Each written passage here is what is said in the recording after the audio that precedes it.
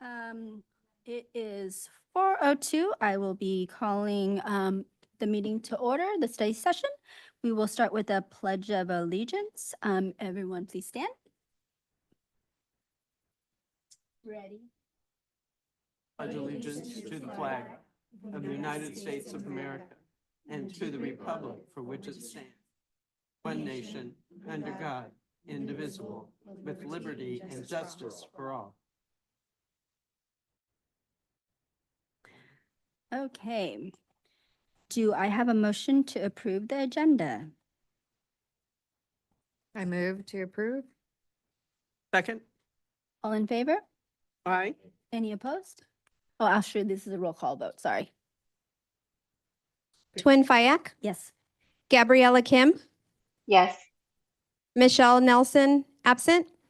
Linda Paceno, Yes. Jennifer Del Bono, Yes. Kenny Moreno, Hanshu Yi Baker. Yes. Thank you. Okay. Then we will go on to item 4, our study session. We will begin with the facilities master plan. And Mr. Joe Vila.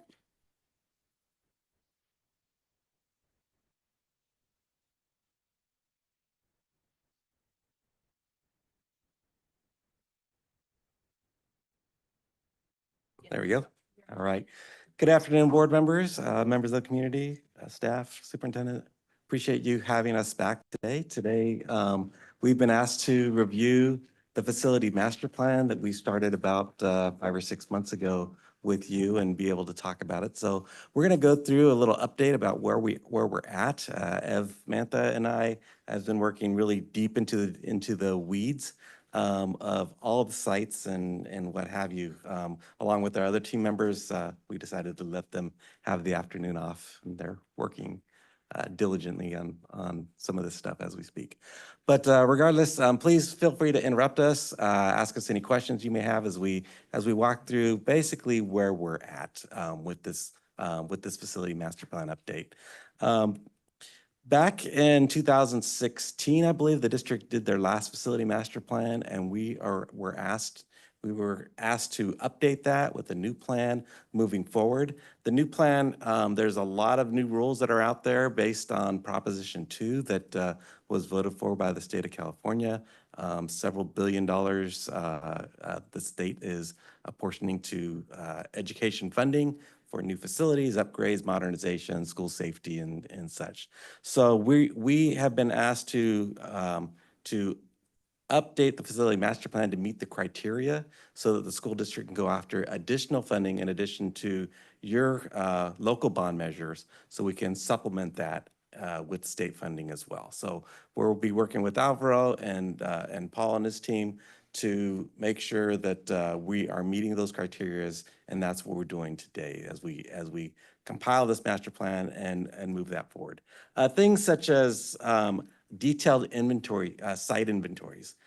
We've got to go through every site, and Ev's going to show you a little bit about what we've done there with the site. We have to have capital planning budgets. What's new is a deferred maintenance plan. That's something very new that the state's never required.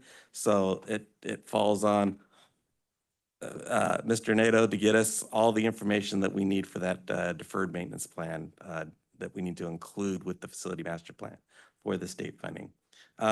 Projections for enrollment growth or where the district's at with that, as well as having regular community updates. And I say that because that's never been required as well. And a lot of districts are looking at that saying, oh my gosh, we have to involve the community. And I really appreciated this process because we've involved the community in every step of the way. So that's been really good. And then alignment with the district's LCAP. So those are, that's been part of it as well, but there's just a couple little nuances to this new state funding that's making us kind of go that extra step in including some of this information in the plan. So we started this in May, and we are getting close to the end. We're putting together our draft for the district and the superintendent and administration to review and talk about some of the further details of priorities, what's been kind of on the hot list of the different sites and what have you. So we're getting close to that end right now. and putting that together. We'll be bringing this back to the board in January, although this says November, just because of some of the sequences of events that have happened over the last 6 months. We've determined with staff that it's best to bring it back in December and January for full approval by the board. So that's kind of the schedule. Ev's going to walk us through a little bit about the process once we actually started getting deeper into the events of what was happening. But to start, we met with the executive team and talked about what the vision was for the school district. And ironically, it happened to be the same day they had the district-wide meeting about what's happening with the district as well. So that was kind of just a nice rollover into that meeting. And there's a lot of things that we weren't at that meeting, but there's a lot of things just kind of flowed right into. So I thought it was really good to have that on the same day because everything was still very fresh on the mind. And we had a graphic recording artist, and they put together this nice little board right here. This is for you to show off to your community if you like. We're leaving that here with you today. But it really did kind of outline a lot of the things that were discussed and the pillars that were important to the district. For instance, I'm just going to read a couple of them. Right in the middle there, you can see the pillar heads. Early learning, future-ready technology, career technology education, those really rose to the top in that discussion. And it was important for us to record those and to incorporate those into the master plan, the facility master plan or comprehensive plan for the school district moving forward. So. So after that, we moved on to community engagement. We mentioned as to meet requirement of Prop 2 funding, we need to include community engagement. This is something we'd have wanted to do anyway, because it's really important to hear back from different level of the community when we put together this sort of documents. So we invite different people from the community to come. There was 3 dates that were offered. We invited students, teacher, administrator, maintenance staff, community, as well as alumni. So we really tried to reach out as much of the community as possible. And there was different time that was offered to them either during the day, evening, as well as a weekend time. We did bundle this community engagement with strategic planning. I think on their end, they had more of a presentation, which they're going to talk about it a bit later today.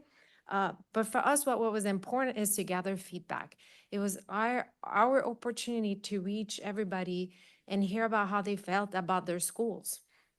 And you'll understand later when we start looking at the data that it's not just general feedback about the school, but who is giving these feedback. That's important to really understand the difference between the different voices. So the way we decided to get the most input out of this meeting, it was through different questionnaire and survey. So we went through those in person during those community engagement, but we also made those available to the community via an online survey. That survey was available on the district website from the beginning of the community engagement, which was early September, all the way to the end of October.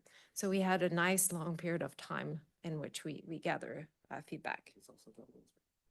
Yes, the survey was done. They had different options to fill it out between hard copy, online application, both offered in Spanish and English to make sure we reach everybody in the community. We're very pleased to say that we receive an average of about 960 response from this survey. So we're very happy because we know the numbers show we reach about 10% of the family in your district. So we really got different voices. In this presentation, I think I don't know if it's look blurry. It's the fact I'm not wearing the right glasses.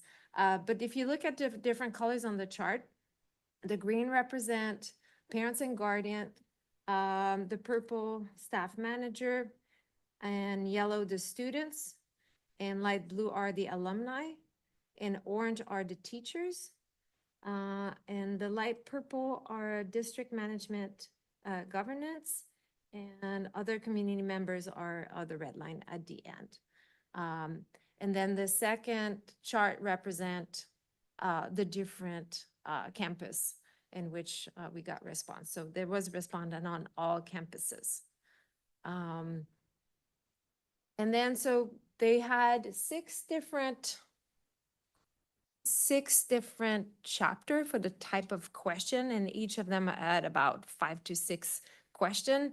And the goal was to get a sense of a different aspect, whether it's about safety on campus, sense of belonging, comfort, overall infrastructure.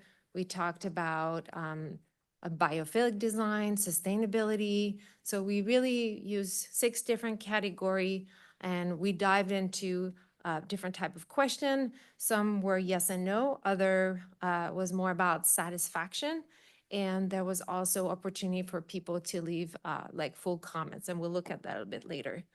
A couple of weeks ago, we met with the facility subcommittee, and one of the comments, like, we want to see the difference between how students are looking at their school and how the adults look at their school. So for today's meeting, we pull a little bit of this data, and I would say the two that are shown up here, the two first one on top, you see a big difference. And the question number 3 was, does my school feel overcrowded? You can see that students have a very different response than the adults. Similarly for parking lot and drop off. If I could add that I was very surprised and very impressed that the district got the responses that they did after especially reading through some of them. We've done this before, and you know the numbers we get are 3, 4, 5% maybe, and we got 10% of the community, which I think is just kind of good representation of what the community wants. I think. I mean, unfortunately, we don't have 100%, but I mean, I think it's very, very well representation of.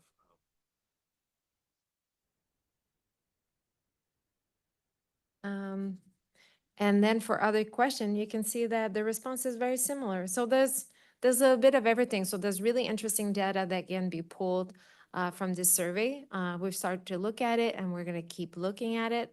But I think it's important to see the different voice and not just see it as one global response to these questions.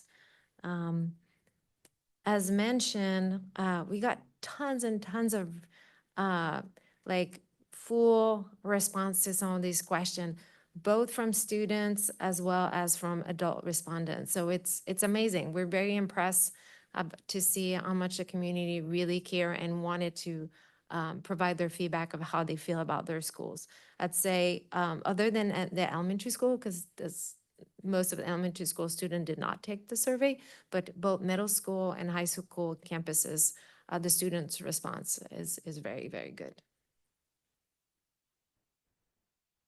So also as part of our report, so there's different type of information. I think maybe I circle back to that. So a facilities master plan is a report that holds different type of data.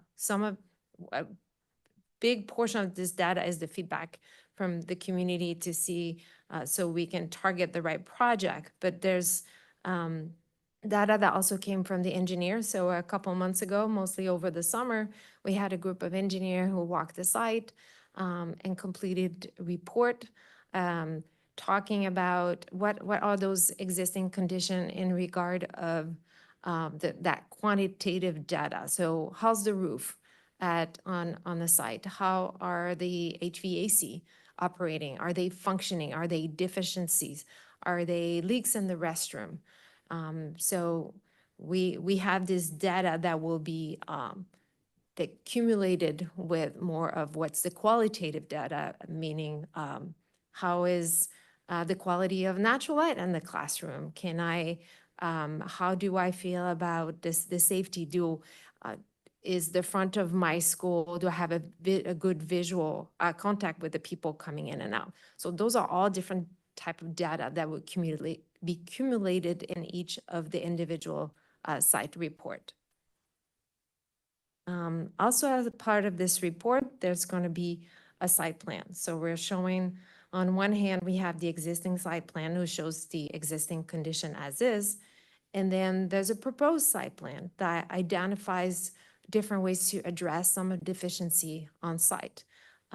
So if we heard from the principal, maintenance, teacher that there was issue with parking drop off and pickup, at that point, this is a suggestion that might be shown on the proposed site plan.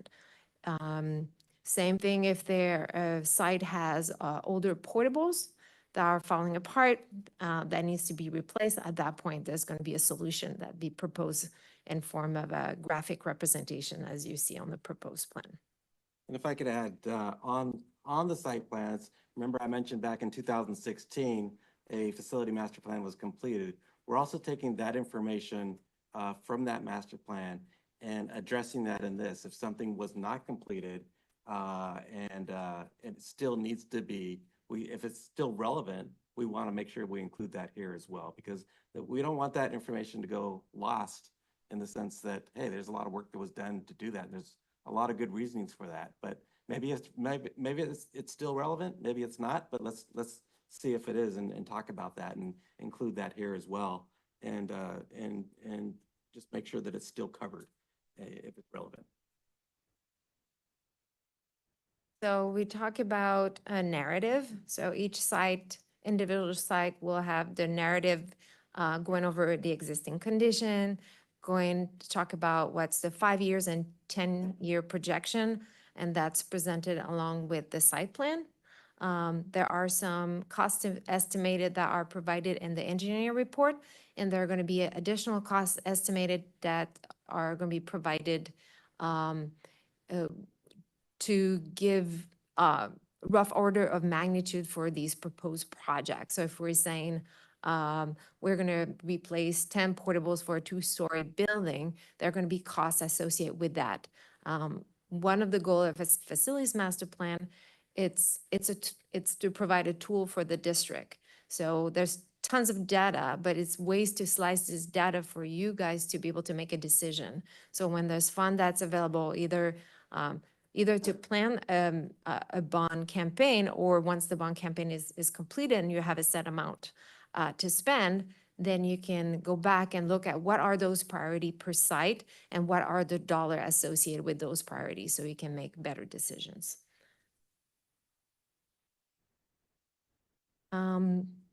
Our deliverable for the facilities master plan is going to be a website. So instead of being the traditional very thick book, I'm telling you, they're usually about this thick, that go and sit on the shelf, we wanted to provide a live document that can be updated, something that's easy for you as well as for the community to use. It should be easy to access, whether it's general information about your district or more precise information about a school site. So there's going to be different way to navigate it, as well as some portion of it that could be updated as you go. I mean, everything can be updated, but I think if we can provide a portion of that is more, that can be updated by you guys, that might be something interesting. So making it as flexible, adaptable as possible, so you can access the information and modify it as you go.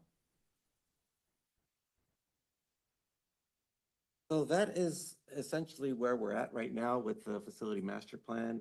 We still are wrapping up some of the individual site plans and we're still wrapping up some of the individual site plans and putting the priorities together, putting together the estimates for some of, like Ev said, some of the buildings that will be replaced and that type of thing.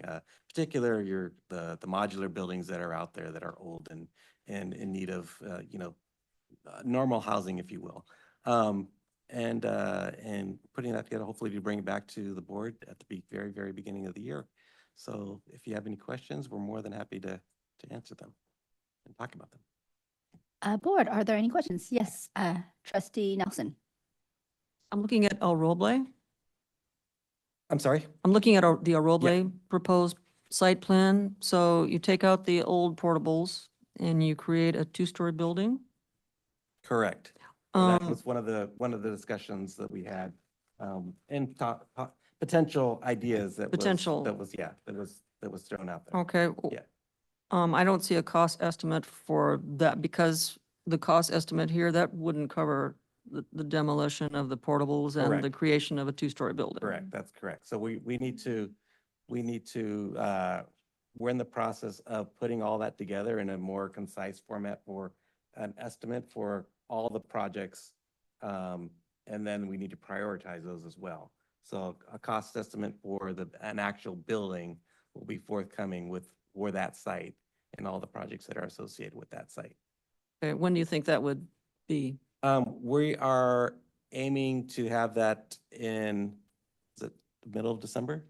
Yeah, middle to end Yeah. of December, those costs will be, that's one of the last thing that we can go for. So once all those, the site plan are completed and all the proposed project on paper, this is now that it's going to the professional estimator. So it's gonna take him, it just got to him now, so it's Okay. gonna take a couple weeks. And so we'll see what the plans are for the other schools mid-December?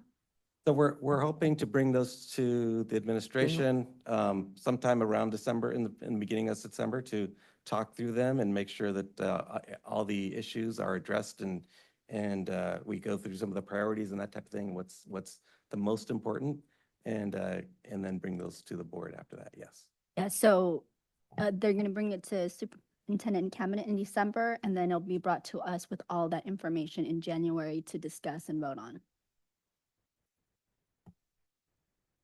Yes, trustee Baker. So I have two questions that are not related, so I'll ask the first one. I did see that in terms of folks who took their survey, there were the others, like community members. So can you tell us who those other, where was it targeted community folks, and then I have a So follow-up with it that? could be like somebody who lives near a school or used to have students and no longer, like, those students now are in college, or so it's really it's people that are relevant to that specific campus. Okay, great, because that was my question, if we did some targeted neighborhoods that are very in close proximity to these schools, because I know I live over at Christopher, and I know some of the neighborhoods, not in our neighborhoods, but the ones across the bridge, if you know what I'm talking about. I know parents line up in that neighborhood, so I'm just curious, have we gotten feedback from homes that are close to for drop off, mostly for drop off and pickups, and how it's impacting those neighborhoods? So, but it sounds like you did that. Okay, I great. think we got, we're, now that you mentioned that, we're gonna take another look at that. Just particularly focus in on that parking drop off from the neighbor's Yeah. perspective. Yeah. The survey was on the district's website, so anybody could go in and access it and take the survey. And it was intentional to do it that way, so we could get that outside Right. feedback if it was there. So thank you for bringing that up. We will definitely go in and take a And do maybe more. neighborhood look. at Okay, great, things yeah. versus And kind if of people don't yeah. know it's there, right? So Right. even just a little notice or Absolutely, something yeah. through the neighborhood. My other question is, and maybe this is more in the weeds and this is further down the line, but I don't think I heard anything about using environmentally sustainable kinds of solutions. Like, how much of that is involved in your discussions and selecting materials, looking at perhaps, renewable energy? I assume that that's part of your plan, but I just didn't see it reflected on here or talked about. You so- know, that's interesting you say that, because I was having this discussion the other day, just 2 days ago, I think it was.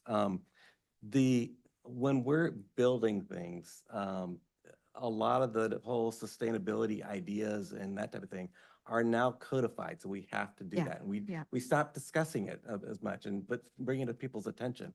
But yes, that is on the forefront of what we will be proposing as far as the buildings are concerned, using sustainable products, using, having biophilic type rooms where you can see nature and bringing the outdoors in, and that type of thing. All that is in a good way becoming kind of part of our design. It's a and part norm. of our More part of than, our yeah. overall things. And Okay. it's starting to be not talked about as much because it's all just kind of naturally happening, which is great because it makes for a good place where people want to be and they're healthy environments, and it just makes for a more enjoyable environment for both students and staff, I think. So. It was also discussed and it was a part of our survey. So we did gather feedback from the community of how they feel about that, what sustainability and biophilic design, but it also going to be addressed in the ed specs. So the ed spec will have a portion of that. So we're talking about for different type of group age, and I'm sorry, this is not part of this presentation, but this is also an important part of this report where we provide a description of what's the ideal environment for a different age group. And it is embedded in it when we talk about access to natural light or view.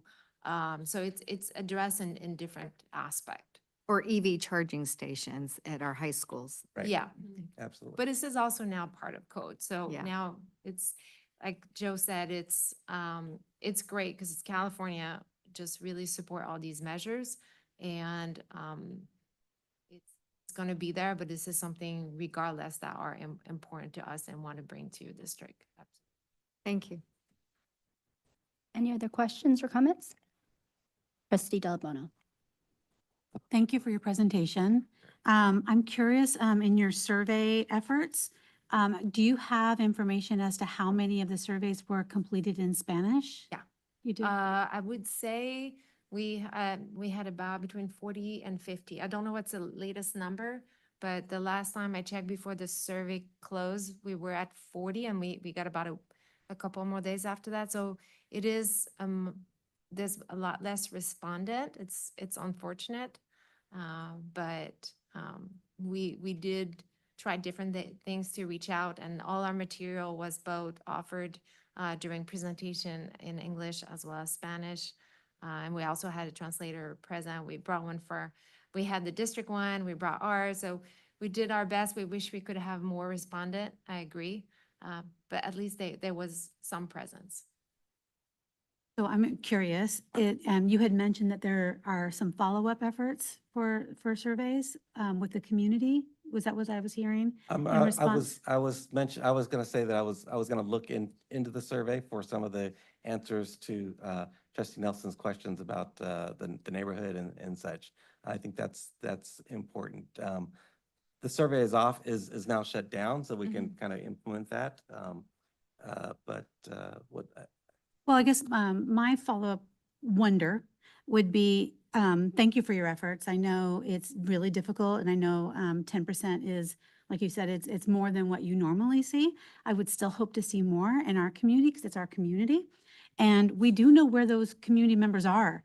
And I'm curious if we could just take the survey to them. You know, I know sometimes that's more effective, even if it's, like you said, I heard everything you said. You did all your things. And there are still some strategies that could support us in getting more surveys completed. And so I'm wondering if there's still an opportunity to explore that. I can I have a question for the board then. Is the board basically saying we should push out the timeline? The whole notion of collecting data is then you have to compile it and you have to take some actions with that. If the board would like us to move the project out, because I would also like to remind the board, the facilities master plan is potentially tied to a bond for next year. The more we push it out, we're not going to be able to go out for a bond next year. I'd like to respond to that, if that's okay. I guess you had said at the very beginning, it's really important who completes the survey, right? It is really important that we engage community members who may not feel engaged with us in another way to ensure that when we have data and we compile surveys, the deadlines are super important, they are. But also having the information that reflects our community, especially community members who are not achieving at rates that we would like to see. I think it might be beneficial to take one extra effort to go to exactly where we know where they are and possibly get some efforts to get some more. Once again, I'm then asking for permission to extend the deadline with the potential that we may not be able to go out for a bond because it's already November. We are closed for Thanksgiving next week. We're out for 2 weeks in December.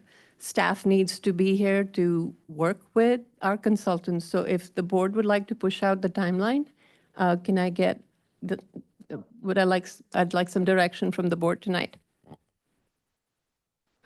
So if we go out for a bond, it would be for November 26th? Okay. And how many opportunities did people have to respond to the survey? Like 2 in person? We It had was 3. Three We had in 3 person? in-person listening sessions, and Melanie had been pushing it out on social media. We also had the survey on our website until, what was the date? Until when the we closed it? 31st of October, so almost 2 October months. 31st. So it was on Yeah, our website.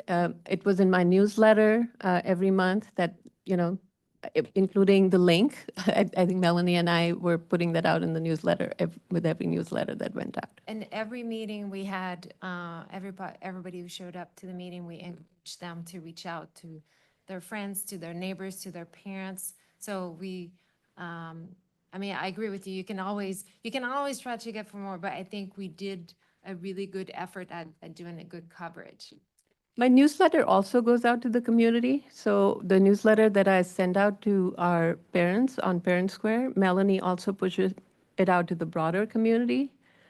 So we had the link. We've had this information out for a long time. So I would like to just one more thing. I'm not discounting what I know everyone did. I agree, and I'm acknowledging everything that you did, everything that you did. It's like when I was in the classroom and I would say, well, I taught it. And if they aren't achieving, if students aren't achieving, I have to look at something just a little bit different. I have to think of something a little bit different. I just want to remind us we don't have the academic results that we want to see in our district. We're struggling in that area. It might be beneficial to take a moment, one more opportunity to go exactly where we know where they are, where that community is, when they meet, and engage them in the survey. That's all that I'm saying. And I think I just, please hear me, I'm not discounting the efforts you did, but I would love to get the population that we are really struggling to serve in the way that we want to, in the results that we want to see, and engage them in this process. I hear what you're saying, and when I first, because we had seen pretty much this, 3/4 of this presentation at Facilities Committee, I was concerned about the number. But 10% is a good number. And as far as academics, I'm not sure that that's tied to facilities. I think that's more a strategic plan as opposed to the master facilities plan.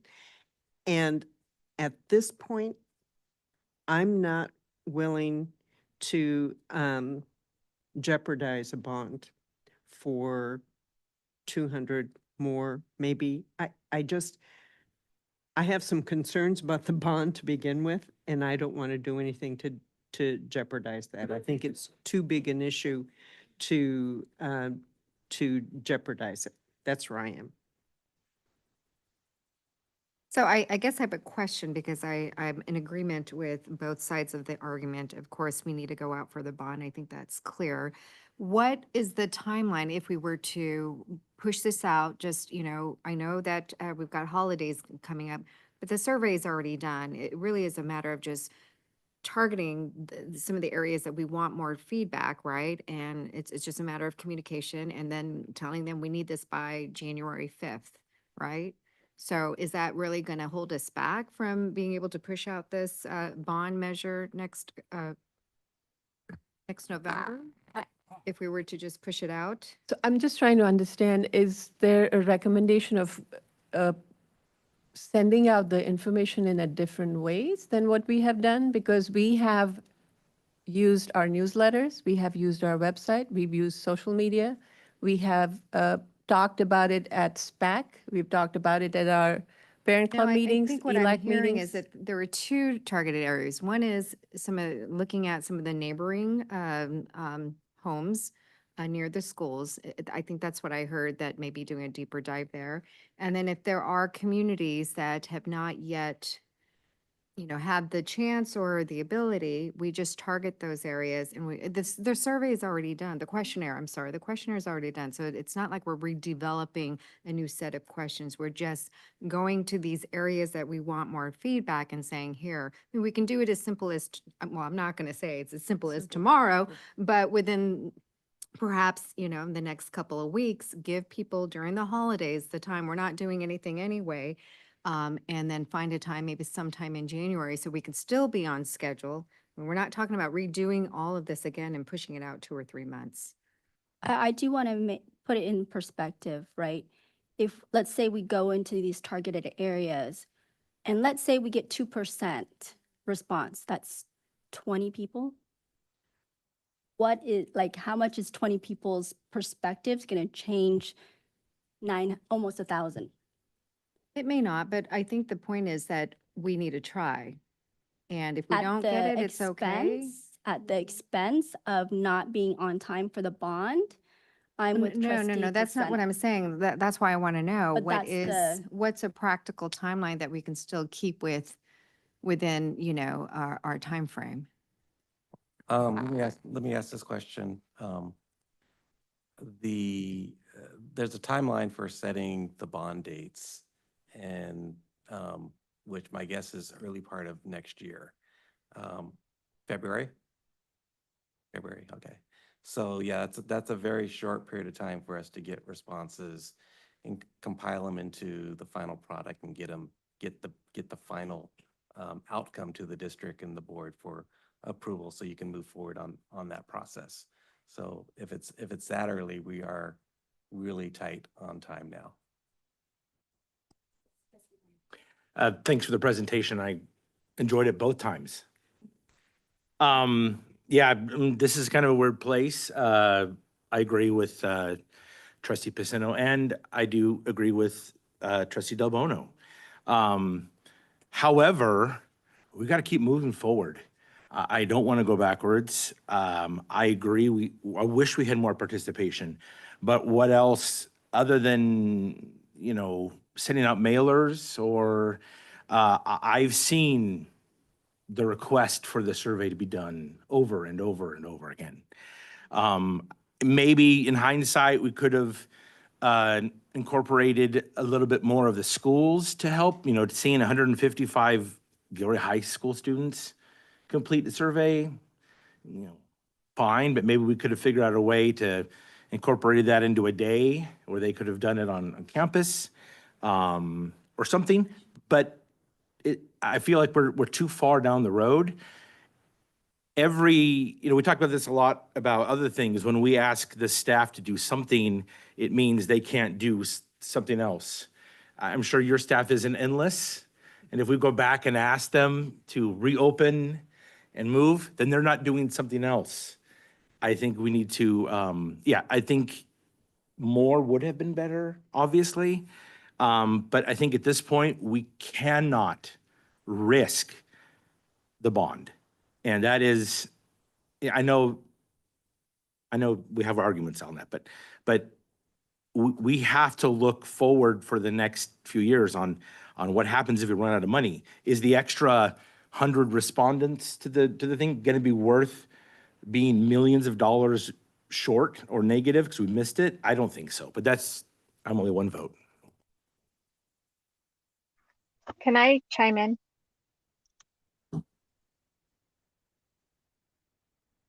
Yeah, sorry, trustee Kim, go ahead. Okay. During the presentation, I believe the presenter, the gentleman, mentioned the normal percentage rate that they get for these surveys. And if I jotted it down correctly, it was like 4 to 6%. Around in that neighborhood, yes. Okay. And the percent that we got for our district was 10. That to me shows a really, really great effort put on by the staff.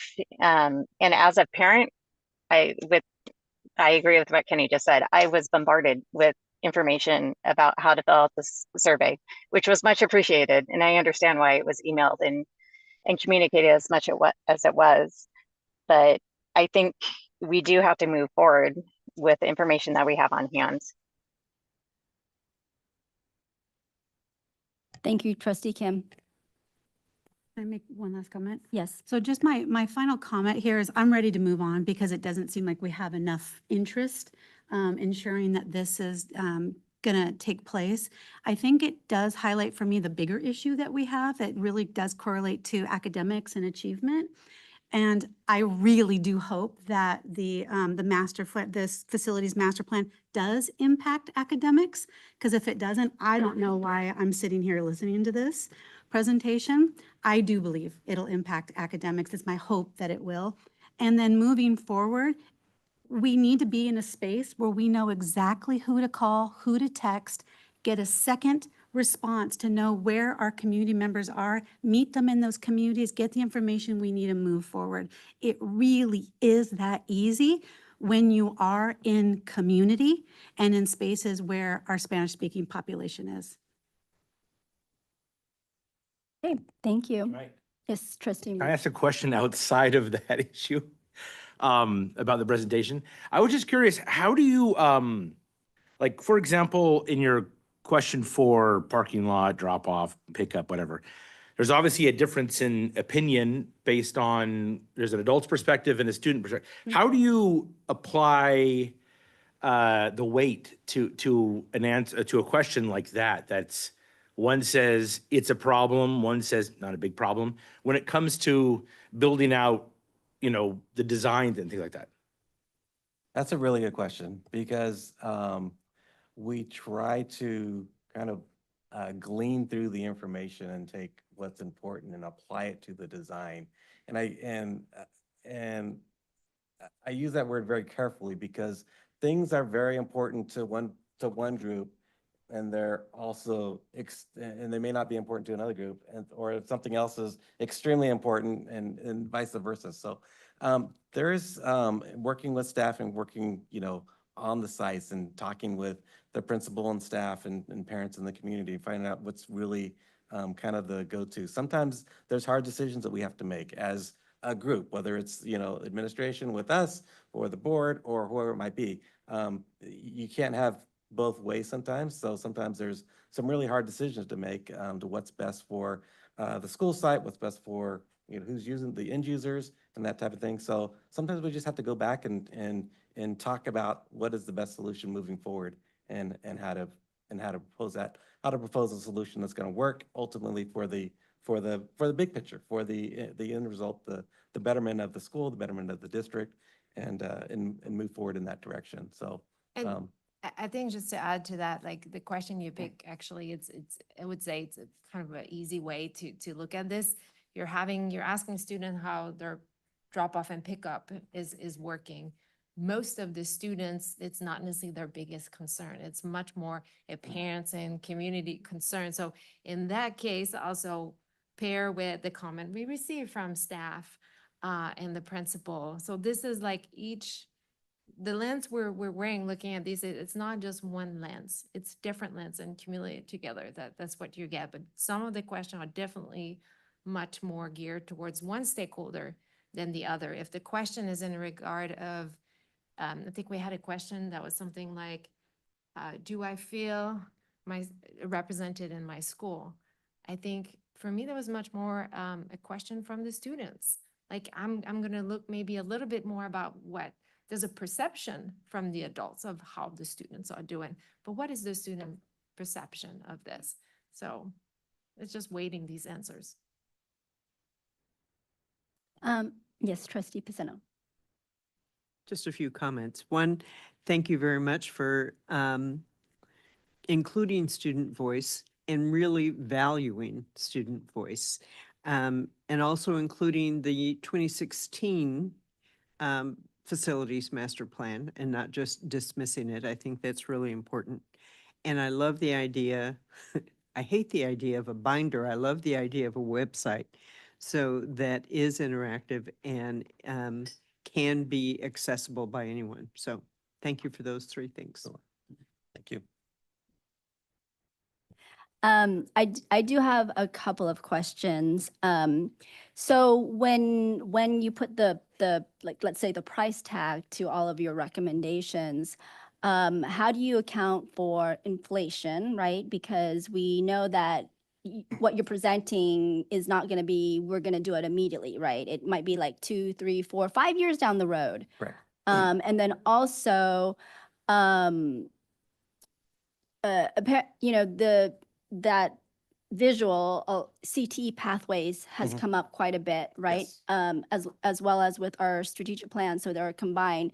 In your final facilities master plan, are you making a recommendation of how, like whether to, let's say we take one of our schools and build a CTA pathway versus, let's say, build on like just flat land? Mhm. Will that be included in the facilities master plan? So we are looking at everything kind of comprehensively. So let me answer the first question about how we deal with projects over the timeline. We add an escalation to the cost analysis. So we'll get the estimates back for basically 2026 is what they'll be estimated for. And then when we prioritize, when we go through the list and prioritize projects, we'll start adding escalation to the project. So something farther down the line may get an escalation value for, let's say, 2032 or something along those lines when that project may be done. So we do add historical escalation values to the estimate over time. We know, and I actually just did a worksheet last Friday for escalation from since 2013 to 2026. And it's very interesting because 2022 was the cost, construction cost index was from 12.5% to 15%. We have never really seen that kind of cost escalation in our industry, where every other year is 4 to 6%. So it's a big range. We don't have a crystal ball, but we can pretty safely say that we're somewhere in between the 3 and 6% escalation range year over year as we move forward. There are some anomalies like 2022, but we can kind of ascertain what those are going to be as we move forward. In answer to, what we do with campuses, we need to meet with the district and prioritize what priorities come first, and what goes where as far as CTE is concerned and that type of thing. And so we'll be doing that and including that into the master plan if we get that direction.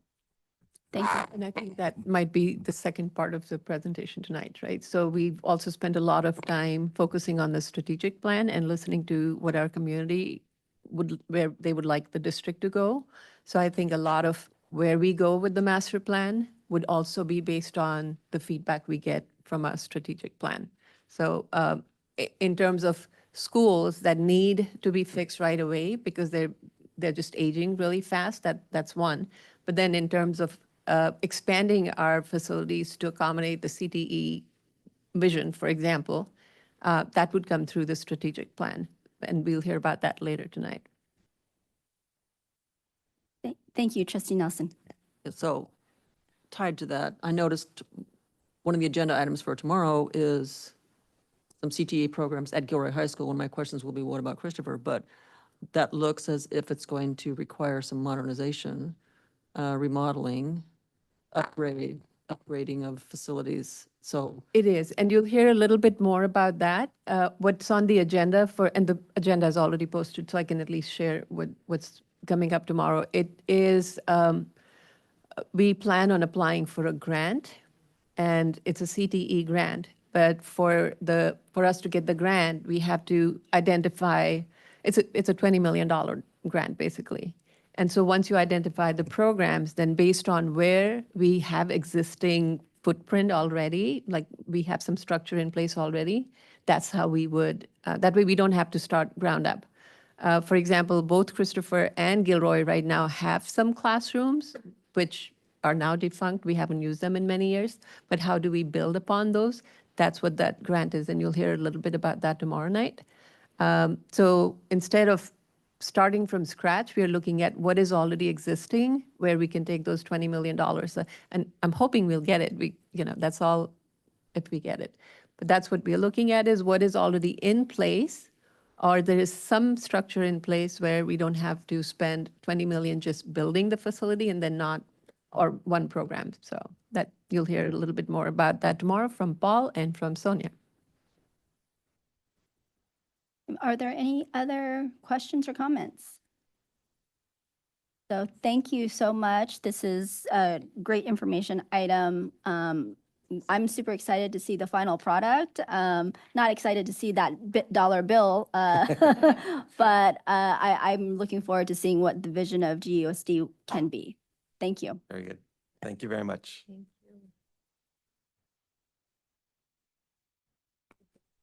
Yes. Do you want to take a 5-minute break, bathroom break? Sure. Okay. All right, so we will be back. Yes, so let's be back at 5 o'clock. So you have 8 minutes.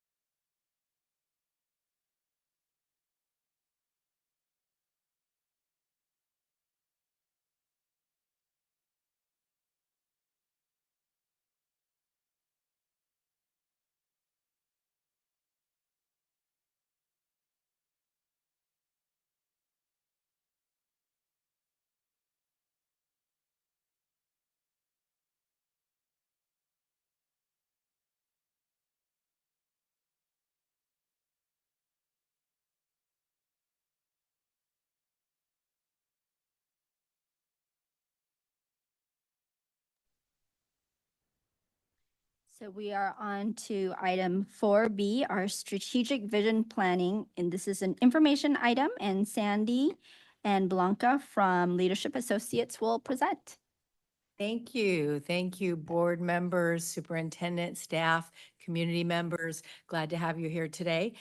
We have updated the board once, and now we're here for a second update with new information, new experiences. And then our goal for you this evening is to experience a little bit of what your community did, because the board input and direction is critical. And we have members in the audience that participated a couple of times, so that's always good because they can keep us honest as we talk about how those meetings went.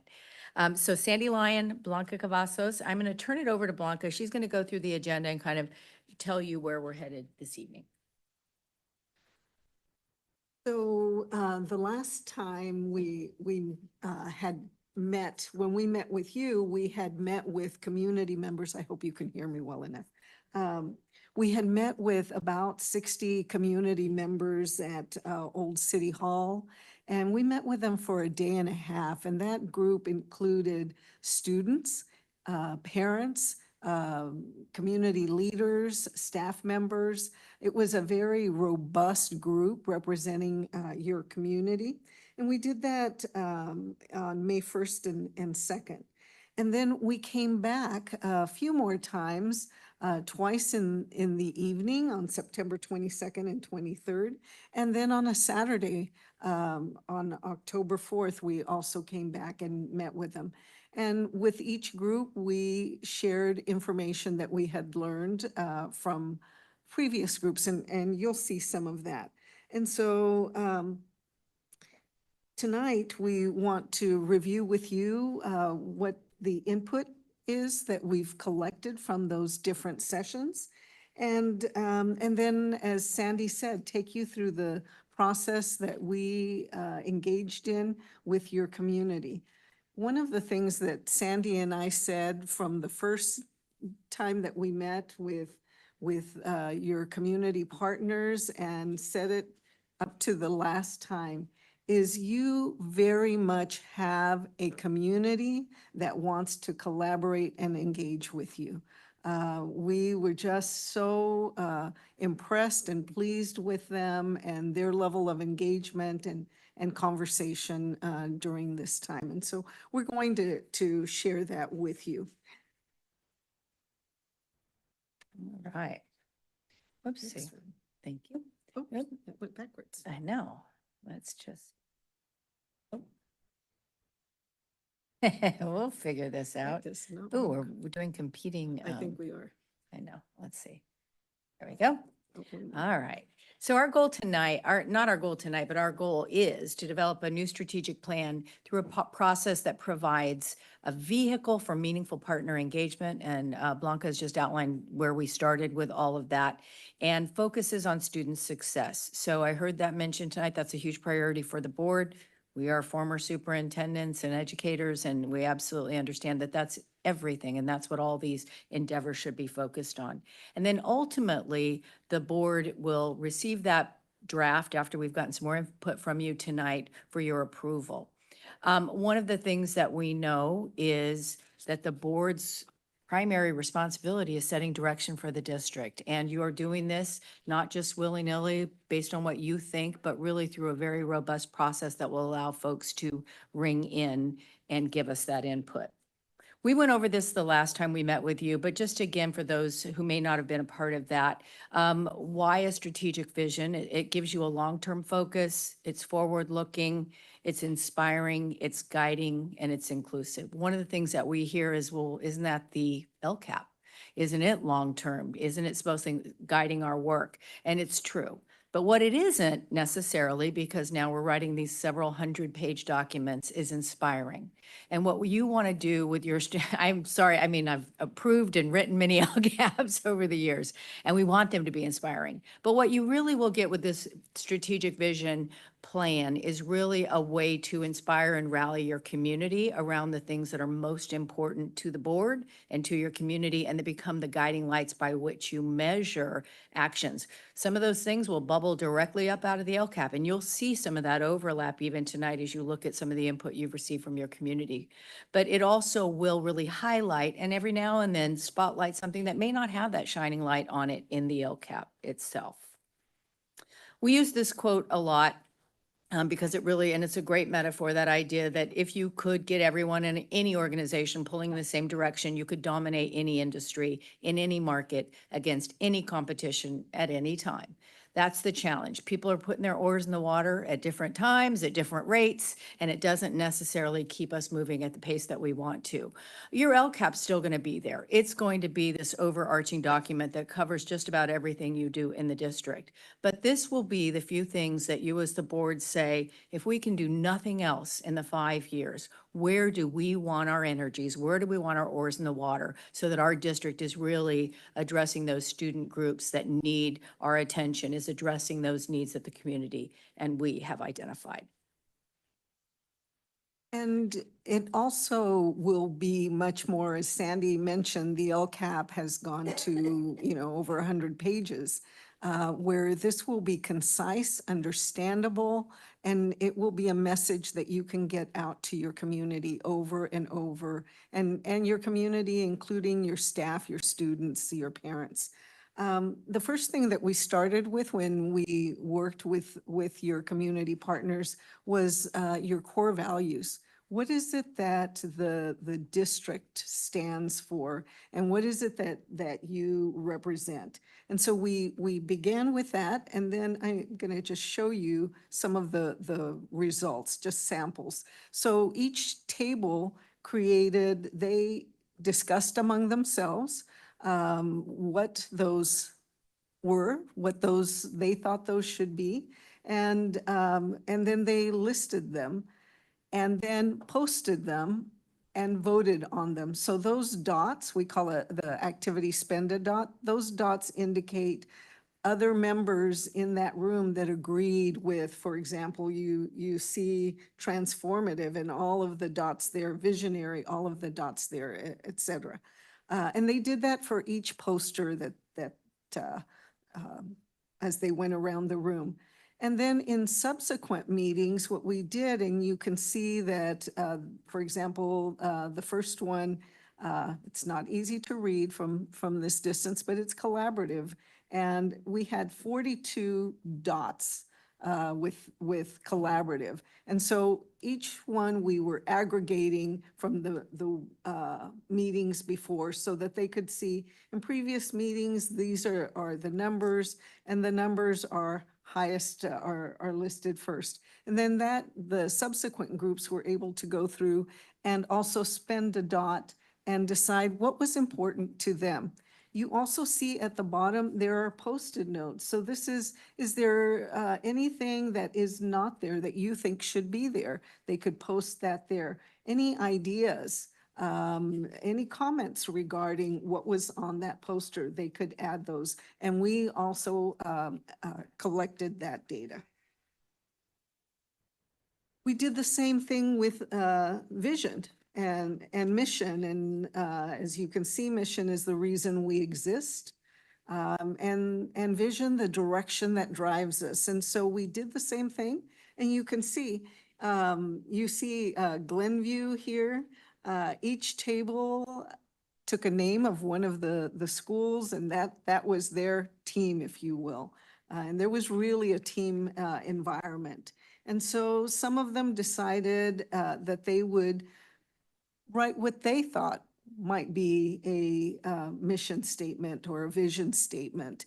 And you can see some of the results there. And then, is this right?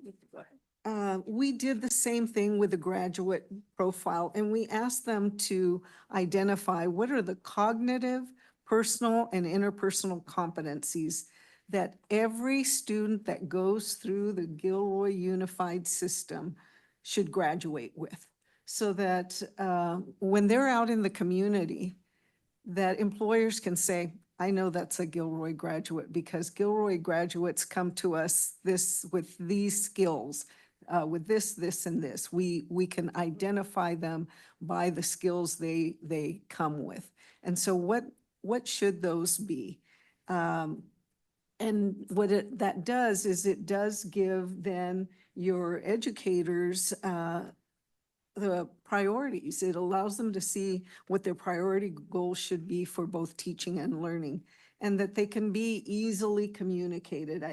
Again, as you think about these huge plans, it's really narrowing them down and with that laser focus and being able to easily communicate and easily be remembered as well. We were so delighted, really, to work with your students.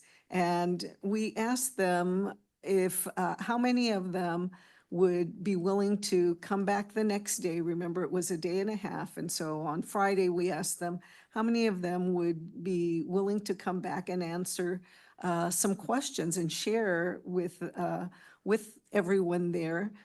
Basically, what did they feel really strongly that they had gained through their education in the district? And then what are areas that they wish that they had. And so they each had a chance to speak. Some of them were extremely shy, but felt that they really needed to get their message out. The two young ladies that you see there on the left, they actually went home and created a PowerPoint. We did not ask them to do that, but they showed up early in the following morning and said, can we share our PowerPoint? And what were we going to say? Of course you can share your PowerPoint. And they did. So and everyone participated. The adults at each table made sure that the students were actively engaged and that their input was valued as much as anyone else. They oftentimes were making the posters and also presenting to the rest of the group. And you can see here, again, a subsequent follow-up to that May, the voting and for the profile of a graduate as well, and some of the notes at the bottom that they included for us. I'm going to have Sandy tell you about this one because it is so special. We had a parent there with her 3 or 4-year-old who had her own sticky pad and just diligently went to every poster, looked at it, took copious notes, and left us feedback literally on every poster. So she's your most young and engaged community participant. It was a lot of fun. All right, I did that again. And then finally, the strategic initiatives. And these are probably the hardest lift for this kind of work, because this is really going to set the course and the direction. Core values, we started with that because people don't have to know what's happening in the district to know from their own lived experience as a parent, as a community member, as a student, as a staff member. How do you feel? Who are you as Gilroy Unified? If you can describe yourself with 5 qualities, what are they? And so we start there. And then we kind of build to the mission vision. And we're going to take you through a little more detail with all of these in a minute, and the graduate profile. But the strategic initiatives are really sort of the bread and butter. And so one of the things that we ask in those 2 days is that the stage be set by staff, because everybody needs to have a level playing field in that room for those 2 days to think about what is, so that you can think about where you want to be, what's the desired outcome. And staff did a really great job of presenting both strengths and challenges that you're facing, some of which you've already described this evening. And so what we have everybody do, given all that time that we've spent together talking about the district, where you're headed, and those meaningful conversations at the table. And as Blanca said, at those tables in particular, those folks were diverse, students, community members, very strategically set up so that they were not all staff members at once, so everybody could hear those respective voices at the table, and then to really brainstorm. One of the things that you're going to see in the data tonight is that very often the strategic initiatives that they think about sort of end up being a tactic. Because they're not naming the bigger thing. So one of our challenges in the writing, and one of the reasons we need input from you this evening, is to think about what this overarching idea is that they're trying to get at. So for example, you will see in the documents tonight, there's a lot of information. We got a lot of data around the idea of supportive spaces, making sure that students feel supported. And so one of the strategic initiatives that comes up is counselors, and everybody votes for counselors, but it's really a tactic.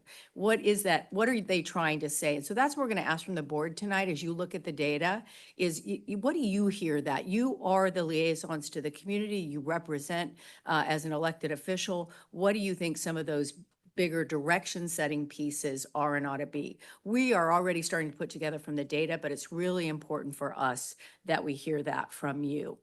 The focus areas are the big buckets that you have in your district, and how we name those may change as we start to bubble up with the writing, but they're really, as you know, just tonight you had facilities, you have overarching goals around business and operations and facilities and educational services. And so those are sort of the big focus areas and buckets that we used. So for each of those, and you'll see these posters in the back in just a minute, we had after they had listened to these presentations, then they were able to start to think about if they could do anything in business, what would it be? Improve attendance was very popular because they all understand that that's a huge need. And it, and we talked a lot about the interplay. And so in the writing, that's where some of these things may not end up where they are right now because there's a lot of overlap. But we know if we have students in the seat, we can teach them. If we don't have them in the seat, it's very hard for us to have an impact. There was a lot of great rich discussion in that first group around kind of where you're struggling in human resources, getting parents to volunteer, making sure that all your staff feel supported.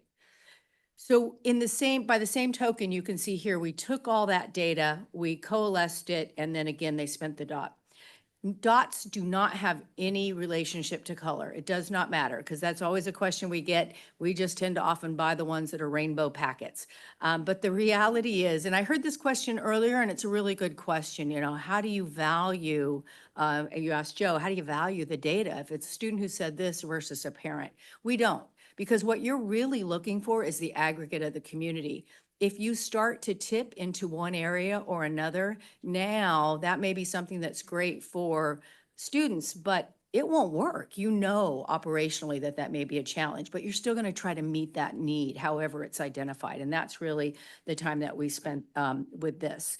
The other thing that I will say as you go through these, again, you're going to see a lot of tactics, and they may be things that you agree with, but you don't need to really think about that today. What we want you to think about, and we've already started some themes and you'll see some, is this idea, if they're saying we need counselors and we need reading support coaches, are they really talking about intentional support for all students academically and socially emotionally? So we'll bubble up some of those big ideas, and then staff and the board will approve that tactical plan to get to those goals. So now comes your role. As Sandy said at the beginning, you're the one that sets the direction for the district. And so your job is to make sure that that mission vision, the values, the graduate profile, that they all match with what the values are of the community and with the vision that has been set. And also to ensure that those initiatives accomplish those goals. So you're going to be asking what outcomes matter most for students over the next 5 years. What are you going to be looking at? What are you going to be measuring? How do you define success for our community? What will that, again, look like? Is it more graduates? Is it, what is it going to be? What will success be for the community? And then are the initiatives balanced between being forward-thinking and aspirational, or specific and tangible? So that, because remember, this has to be also aspirational. So when people look at it, they say, oh, this is where we aspire to go. This is who we aspire to be as a district. And then, unfortunately, the reality of finances has to be considered, and what can we feasibly do given our finances at this time? So those are things that you will be considering, you will be discussing. And so one of the things that we did was trying to look at overarching themes. We looked at the data that we collected, and we also looked at your LCAP goals to see how do those mesh, how do they come together? And these don't necessarily have to be your overarching themes, but this is what has come out of the data, and again, and bringing in your goals from your LCAP. Equitable access for all was really loud and clear. And it was, as Sandy talked about, for counselors, for example, might have been listed as counselors, but it really fell under some of these different overarching themes. And so, for example, one of them was expanding the initiatives to improve student attendance. As we mentioned, student attendance came up increasingly. Increasing strategic development opportunities for social skills development, again. And then you can look at the other ones, safe schools and communities, future-ready learning, again, looking at that future, making sure that students are going to be ready, not just for what's available right now, but available in the future and needed in the future. And then strong foundations, partnering with local businesses, improving recruitment for students and families, as far as not just bringing them in, but keeping them in your district as well. Expanding fresh and nutritious food offerings. Food is important, period. And that food we see come up with students often. It matters to them. And so that's something that came up with us also. So this gives you an idea of some overarching themes. You may decide on different wording, et cetera, but it gives you an idea of what came out of the data that we collected, and also in line with your LCAP. And so with that, we also looked at, so what might be some strategic initiatives given the data that we've collected? There's that equitable access and opportunity for all students, closing the achievement gap, strengthening data systems, expanding enrichment, acceleration, and support for students. So that just gives you some ideas of some sample strategic initiatives, again, based on the data. Right. Gonna put you to work. We're not giving you all that data yet because we really didn't want to go too far down until we'd really heard from the board. It was really important to us that we get you to react a little bit to the data. So we're going to do a little bit of a workshop piece now where we're going to go over some of these, and we want to get you up and looking at the data. We'll be there to also listen to you, but also want you to spend a dot. You have spend a dots in front of you. So we're going to go through it. There's no scientific reason for how many dots. Everybody wants to know how many dots. We gave you a whole stack. We gave them 9 dots per poster-ish. You do not need to say that, fill that in. We've got good data. What we really want to hear from you more than anything is on those sticky pads at the bottom of these posters, and then we'll have a discussion at the end. What resonates with you? As you look at these, what are you thinking in your elected position as a member of the board, a member of the community, your own lived experience with the district? Because we pulled a lot of disparate people together, but at the end of the day, it is the board that says, I hear what they're saying and I really think it's this, and we really need that input from you today. The other thing that I did want to say was when we had our second groups come in, I keep gesturing because you were there twice, which we were so grateful for, that we did have good cross-participation in those as well. They weren't the numbers. We did have the one evening, we had a nice cross-section of folks there. We'd have students at those meetings, except for the morning meeting during the week. We had students at those meetings who came out on their own to be there. They had heard about it. Somebody talked about it at school. They wanted to be a part of it. So I just wanted you to know that we had staff members, we had students, we had parents, and we had community members. So they were a nice cross-section of folks. So we're going to have you in a minute. We're going to go through these quickly, but back, around the room. You've got core values. We really want you to think about what might be missing or what you would capture in a different way. And then after because of the space, we had envisioned something a little different. And I've been in the boardroom, but I wasn't paying attention that these weren't walls. It's not going to be easy to move you. So what we're going to do is just in a minute, I'm going to go through these. I'll have you get up, mill about, look at the data, ask us questions, and then we'll come back and facilitate with the superintendent a discussion with the board so that we make sure we leave here with great clarity. For the mission vision, we're asking a little bit more of you. Because one of the things that we talked about with the community in all those sessions, oh, and I did want to clarify one thing. At the shorter input sessions, we did not have time to do the robust foundation setting that we did with staff at that first day and a half.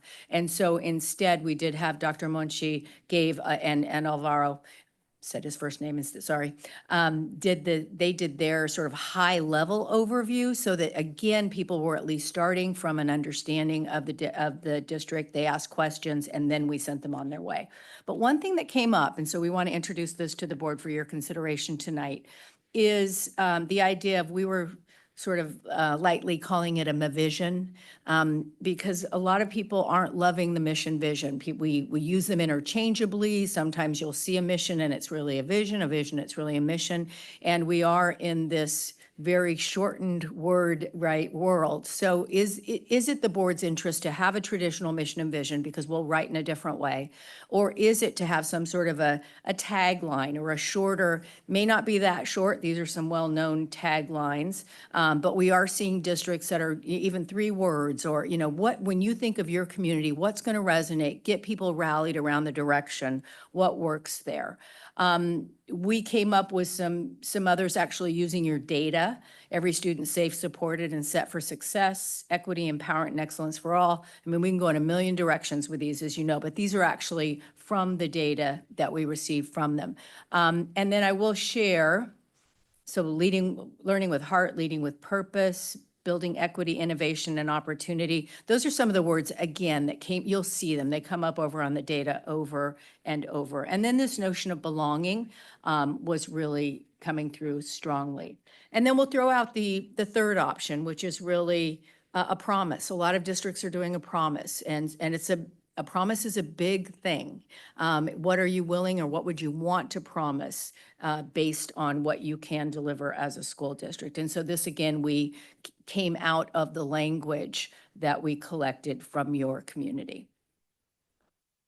We're going to do the same thing for the graduate profile. As Blanca said, we have those, built into 3 sections. So you've got the personal, academic, personal, interpersonal. We did spend a lot of time with them kind of going over what that looks like. And the graduate profile, I think a board should consider as your rubric. If at the end of the day, we've done well as we send our students across that high school stage to receive their diploma, what are those qualities that we've been able to explicitly ensure that they've had in those experiences that have created those characteristics?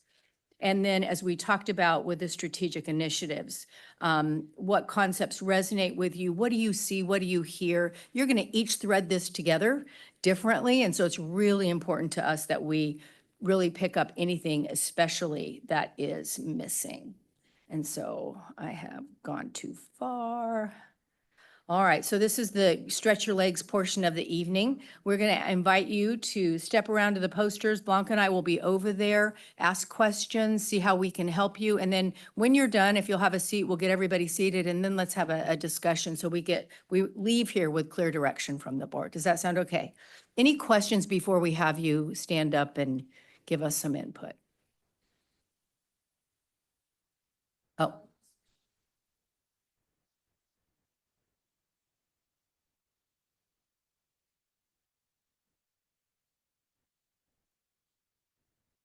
Yes, you may. We want you to spend a dot and we really want the stickies with any thoughts that you have. And if you did, just put those at the bottom. There's a blank section at the bottom of each of those posters. These are the real posters. They've been very much loved and taken care of by Lucy, so they're looking a little worse for the wear. So we apologize that it's not aesthetically the most pleasing. All right, enjoy. We'll be here to answer questions.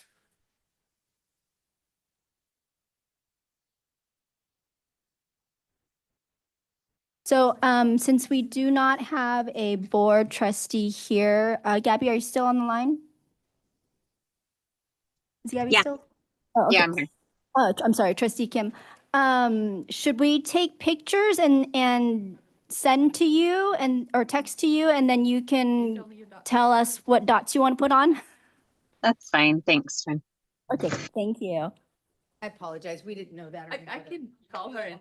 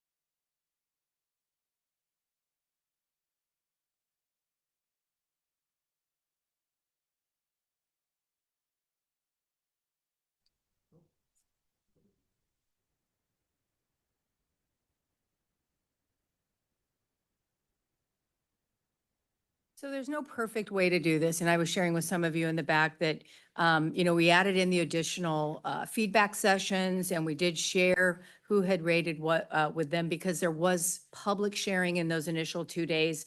I think at the end of the day, you will see through the data, which you will get, that really there's just a lot of consistent themes. And a lot of things are said in different ways. One of the things that we did when we started really coding the data was really lumping some things together as you would do to make sure that those concepts are there. And so we'll be getting that to you shortly. We did want you to go through the experience first before we had you respond to the data. So feeling as a participant versus just a board member and really analyzing it. Now you've marinated in a little bit, you'll get the data. And then what we'd like to hear tonight from you is things you'd like us to consider as we begin the drafting, because really the plan is now, we're going to write the plan. We will get a little feedback from staff and revise. We're going to come back to you then on the, I believe it's the 18th of December for you to respond to that draft.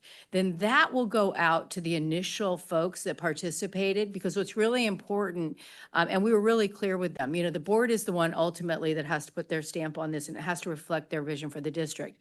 And you may not see your exact words, you may see your exact words, but what we want to make sure is that those themes that bubbled up, because they left with a visual impression of where things were in that room that day. We want to make sure it resonates with them and it sounds like the conversations that we had and the input that we had from students. I'll give you one example.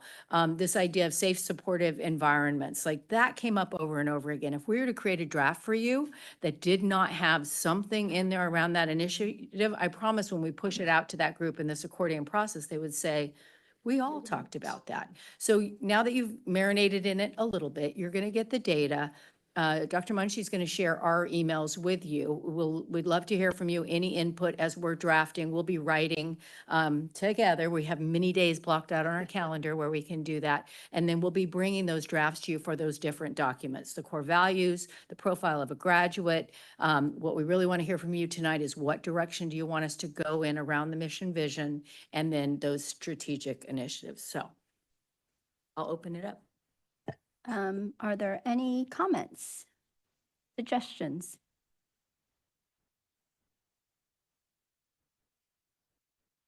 Yes, Trustee Nelson. Nice job. Thank you. Thank you very much.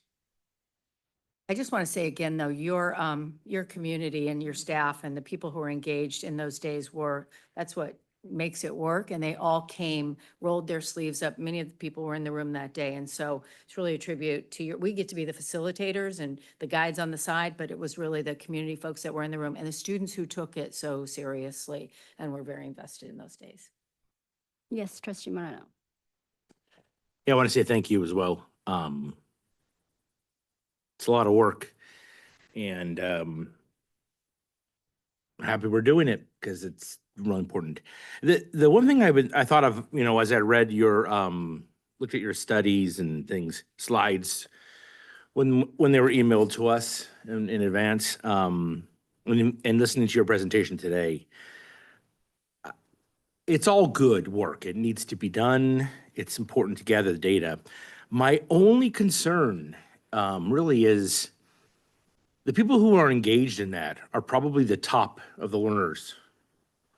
They're the ones who are most engaged, the ones that are probably not struggling, probably are not tardy and absent. And I'm concerned that the bottom half isn't represented. And I don't know how you fix that. I don't know how you can reach out unless, you can't, once again, another survey stuff, right? We can only deal with who shows up and who answers the questions. Yeah. But I hope there's a way we can incorporate their input, because for those who are struggling with school, if they're because they're coming in from junior high where they failed, but the system pushes them through. They need the most help, and I hope that we can figure out a way to provide them, even if they're not available on a few days to come and sit at Garlic or at Old City Hall, but somehow they can be represented.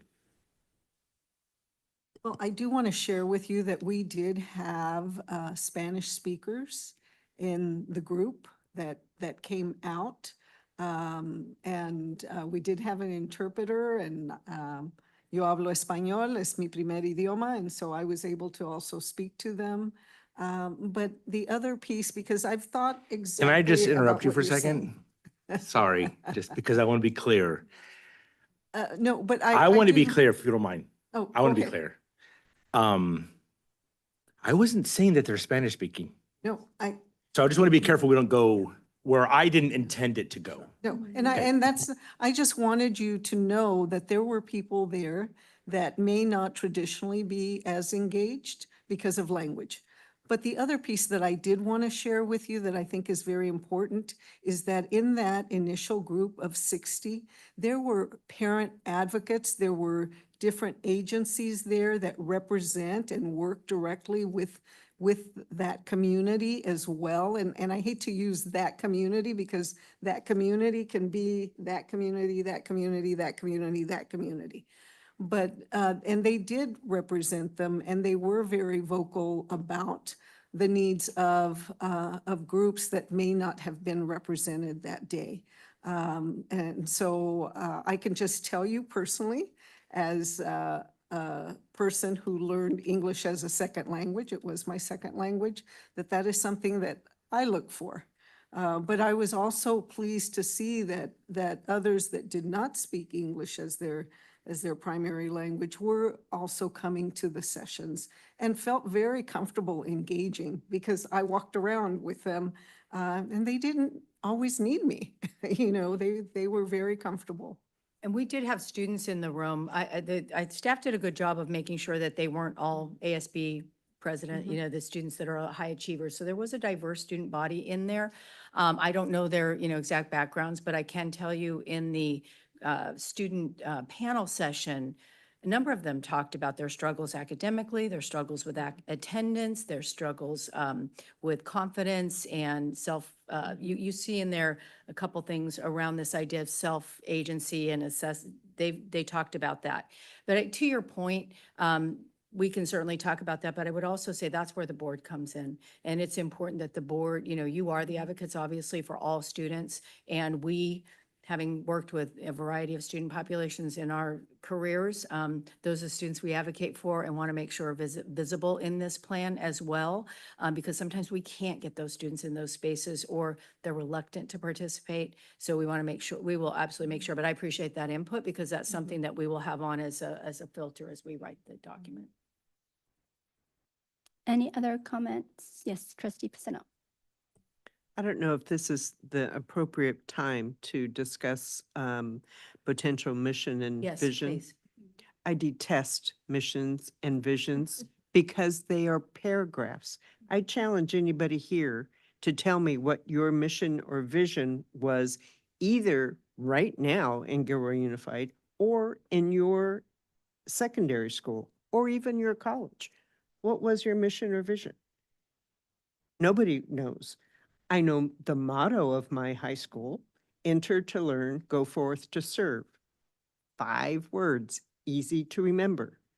Excellence, it takes everyone. Those are mottos, but I think we can come up with something. I like these ideas of something short and sweet that really say something. And calling it a motto, I think, is really a misnomer because it can be a mission. It can be a vision of what we expect.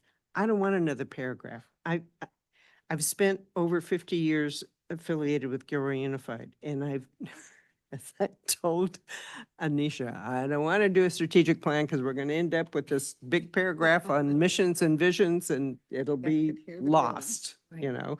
Done that, been there several times. I think they take a lot of time to create. We wordsmith them to death. We put them away and no one remembers them. So they're Yeah. kind of useless. I agree with Trustee Pisano. I really like to have like a tagline, and I really like the promise piece too. I know that when we first talked to Leadership Associates, they gave an example of a school district that said that their tagline was, "We believe," right? That was it. I love that. I wanted to copy that.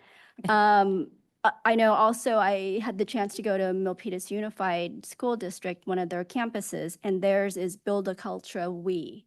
I mean, those are things that, like just a simple tagline, but then just a what are we promising our students and our families? I want that to be really clear as well. Yes. I echo your comments as well, Trustee Moreno, and yours as well, President Fiac. I like the idea of that word, right? That promise or assurance or, because it's our account, we're keeping ourselves accountable. It's what we're promising, right? Or what we believe. And so then it demonstrates our accountability in the matter. And having just gone around, the posters, the thing that will make me most inspired, I think at the end of the day, is if we are able to focus on hiring and retaining highly skilled teachers, reducing class sizes so that the ones we have can actually do their jobs in a great way, really focusing on that teacher self-efficacy, feeling like I can do this. I can do this because I have enough, or I don't have enough. I have too many kids now, but maybe I have enough of the resources, the support, and the ability, to do my job well. Because I get worried about all the other things. We're getting focused on all these other things when we still have that educational piece right there in the classroom. That's our core. It's why we're here. If we can help those who are doing that, do that really well and feel good about it, that's where I think I would get really excited about everything else that's possible that comes with that as a foundation.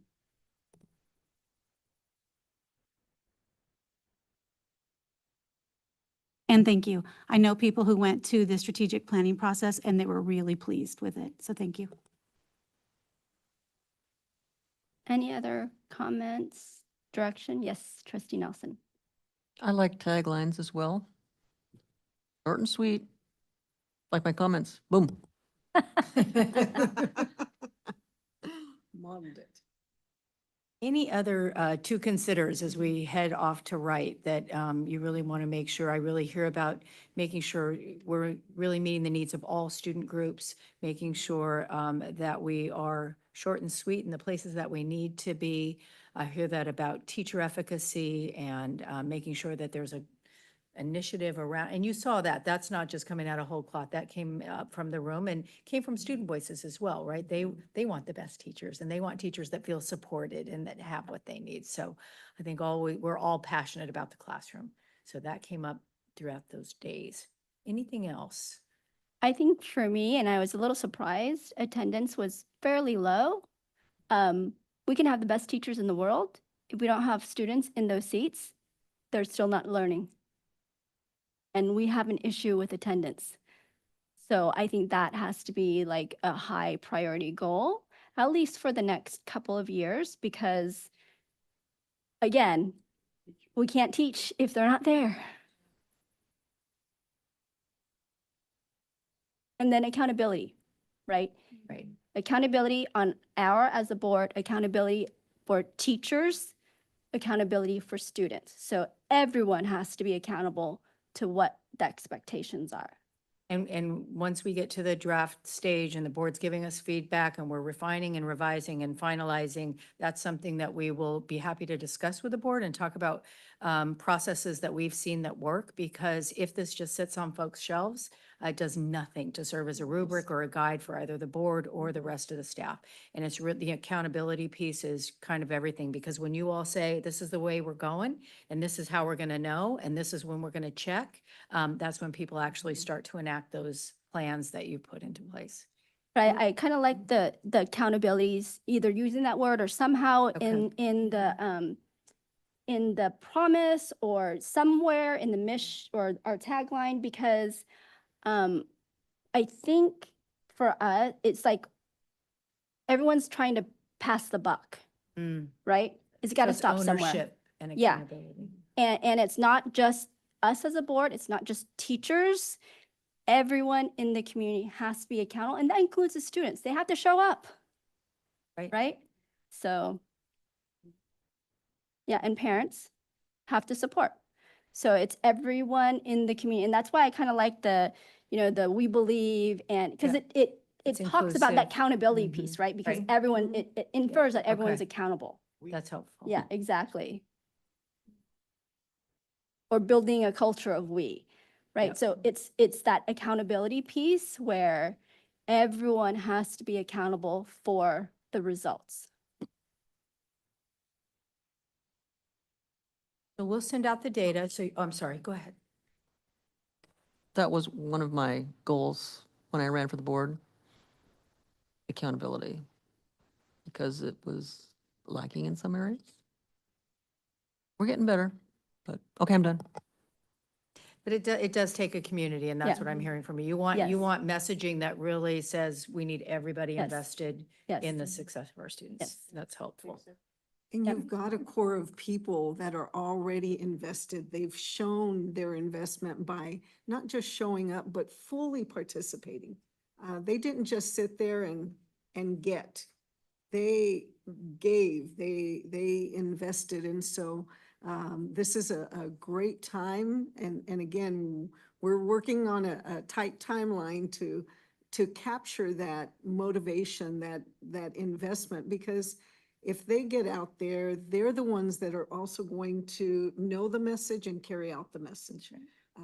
So we want to make sure that we capitalize on that and that sense of community that we felt. Mhm. We felt in every group that we met with because they're invested. And now if you can use that strategic vision to capitalize and move them forward and give them, like you said, a catchphrase that they can all understand and get behind. They all know where they're moving. Your teachers know where they're moving. The students know where they're moving.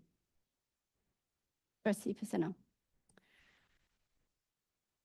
With this core group that gave, so I'm thinking, how have you seen strategic plans launched? Because I envision inviting those folks to be part of that launch. Absolutely. And in fact, we encourage you to invite them to the next meeting in December, because that's the first time they'll see some of the language presented. And so we've already worked with Melanie around making sure those folks get invited to all now going forward. I don't know if they were invited to this one, but this is really for the board's input, but we really want them to be part of the board's grappling with it next time and being able to then give feedback. And then to that point, the whole document then, after your input, goes back to them. And then they're invited once you are launching. And I think if you remember, when we did the follow-up session with you and after the May sessions, we had the one student who came in and pulled a comment card and said, this is going to be throughout my career and I want to be engaged in it. So I do think you'll have some students. And as I said, we had a couple of students at each of those other sessions who came by themselves of their own initiative. And so we want to make sure that all those folks feel included and can be Yeah. ambassadors for Yeah. the plan. And that student is going to hold all of us accountable because he not only Yeah. came to one session, he came to a Yeah, second he came to a session as second well, input session and as he well. came to your board meeting. And so he's made it very clear, which is wonderful. Remind me what the timeline is. Somebody help me. So same thing, in December, we will get a draft, the initial draft. Cabinet and I will take a look at it and we'll send it your way for review. And both Sandy and Blanca plan on coming back in December at the December 18th meeting to present that draft to the board for your approval. And then we will invite community, we'll send it back to our initial group, the May group, to see if this is what they had shared with us, this was their vision. And once it's done, we're going to roll it out next year. So I'm thinking next year, given we are starting in, again, January, February, March, we'll do a soft launch this year. Typically, when I start the school year, we have a big meeting at the gym in Christopher High. I think that would be a great opportunity to really talk to all staff because we've had great attendance. Everybody's there. This is not just our plan here. This is our plan, right? So this is the direction of the district. This is this is what everybody asked for, and we provided opportunities for that. So by December, January, we should have something in place, and then we start rolling it out. And we'll get the draft to you before the board meeting, so you can look at it, start to think about, because this is the hardest part, where to get everybody to kind of agree on some terminology and language and phrasing, and if it resonates with you as a whole board. Trustee Del Bono. Oh, I was just gonna, that was gonna be my follow-up to what Superintendent said. Coming to us for approval, but there'll be time for us to work through it during that meeting? Okay. Yeah. Thank And you. what we're going to bring is just, the initial, we're going to give it to you ahead of time. You'll have time to give us feedback and input, and then we'll come back again, you'll get it again to finalize it. But it won't be the tactics and the strategies and the timeline. This was really just going to be, do those initiatives match up? And so you'll definitely get all that in advance. So just to clarify, the December 18th is more like a discussion, and then the final version will come back in January for us to vote and Right, approve. correct. Okay. Yes, Trustee Del Bono. Yeah, I just wanted to echo that, the idea of bringing people back to engage and hear and understand how things are moving along. I know one of the worst things we could do is ask people for their input and then to not share back with them. That is damaging to relationships and damaging to relationships.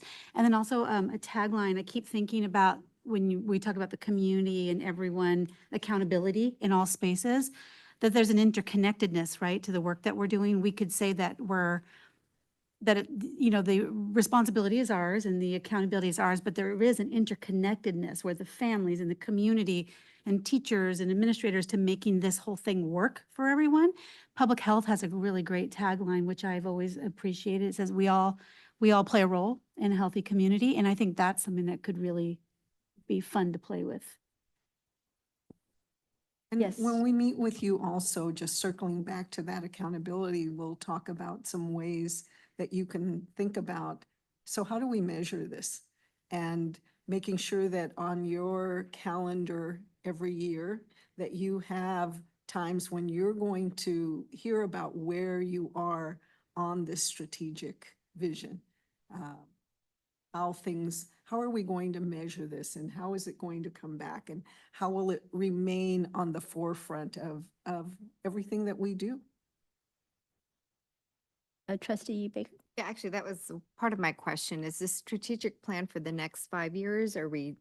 Is there a time frame around this? And then my the second question is, looking at the facilities master plan, I love this vision board too. How are the two kind of working together? And because it seems like that there are things that are some very similar things that I'm hearing. So is that going to be our work? Is that your work? How will we operationalize? It's a these combination. two? Before we go anywhere, I want to thank both the consultants, ADIS and Leadership Associates. They did not know each other at all when we started this process. And they have spent a lot of time working on this together, and I think they know each other pretty well. So it just happened that both of these things lined up. And when we were doing the listening sessions, it was really important to, attendance is hard. You've seen, we've tried very hard to bring our community to these meetings. And we realized if we were going to do double the number of meetings, people were not going to show up. So it was really important to bring our consultants together. And that's how it's all aligned. So what you're seeing tonight, it is intentional, and it's really, they have worked really hard together to make this possible, because one drives the other. They both come. What was interesting is in both their sessions, CTE came up on its own. It just bubbled up to the top, right? Even though we hadn't told the community that when we are designing facilities, what are you going to look for? Through the survey, that just happened. So I do want to thank both our Leadership Associates and ADIS for being here tonight, and for the work that you've done and the hours that you've put into this to make it possible. I know and those of you that are on the facilities subcommittee probably heard this. When we did our last facilities master plan, And Trustee Moreno, I know you remember things like this very well. I think they shared that at our last facilities master plan, we received less than 100 surveys back, and we moved forward with the facilities master plan. We have close to 900 responses this time. So in terms of did we put in our best effort? I feel very confident. I also want to thank Melanie had to step out, but Melanie and Lucy have done an amazing job, incredible job, and spent hours and hours working with both the consultants to put this together. Yes. Our couldn't have staff, done it Alvaro without- has attended every single listening session. Paul stepped away. So our team has really been behind this because we believe in it. Trustee Pisano, oh, he's over there. You changed spots. You're not supposed to be over there. See how my mind works. I'm so used to seeing people. Trustee Pisano, you mentioned this earlier. Prior to this board, when I brought this idea of a strategic plan, you were the first one to say, absolutely not. We're not going to waste our time. But nobody knows where that last strategic plan is, probably 20, 25 years ago. No, there's not even a binder in any corner of this building. Nobody remembers, you're right. We have a paragraph as a mission statement, and I'm embarrassed to say even I don't remember it. I'd have to pull it out to see it's that long. So it's really, it was necessary to move in this direction, and I appreciate the prior board and then this new board that supported us in moving forward. So thank you for your feedback tonight. Our team here, Cabinet has done an incredible job of, again, the initial meetings, they were right behind that. And the rollout process is going to be all of us together, because that's the next phase. Otherwise, it is going to be, this time it's not going to be on a shelf, but it's going to be on some webpage somewhere as a link. And that's not the purpose of this. The next part, and Trustee Yee Baker, I know when we had our first meeting with Leadership Associates, you asked that question. It's like, so you have an LCAP and now you want a strategic plan, and how are you going to bring this all together? So I hope you saw tonight when you were looking at these posters and how this is going to go into our LCAP. The last LCAP was based on the 3 initiatives, the 3 priorities that we identified 3 years ago. When I came on board, the board at that time and we said, I said, I have to work with something. Like, where do you want me to go? And now our new LCAP is going to be around this. This is what we are going to build into our LCAP. And this is kind of the broader, why we are doing all of this, why we exist.